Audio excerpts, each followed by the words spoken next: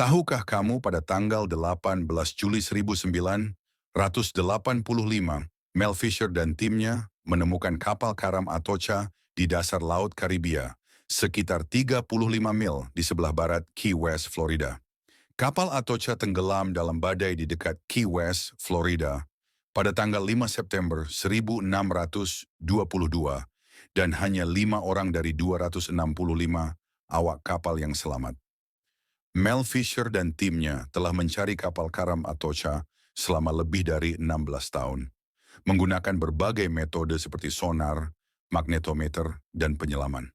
Penemuan kapal karam Atocha merupakan salah satu penemuan paling bersejarah dalam sejarah dan membantu untuk memecahkan misteri tentang kehilangan kapal tersebut.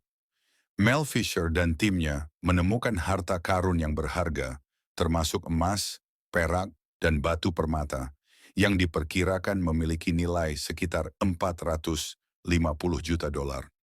Kapal Atocha dibangun pada tahun 1620 dan digunakan untuk mengangkut harta karun dari Amerika Selatan ke Spanyol dan merupakan salah satu kapal yang paling penting dalam sejarah.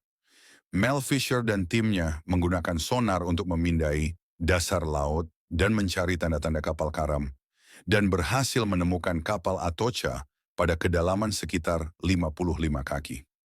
Penemuan kapal karam Atocha membantu untuk memecahkan misteri tentang kehilangan kapal tersebut dan memberikan gambaran tentang kehidupan di abad ke-17.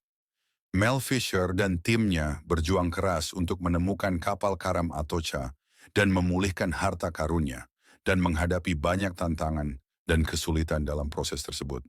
Penemuan kapal karam Atocha oleh Mel Fisher dan timnya merupakan salah satu penemuan paling berharga dalam sejarah dan membantu untuk memperkaya pengetahuan kita tentang sejarah dan kebudayaan.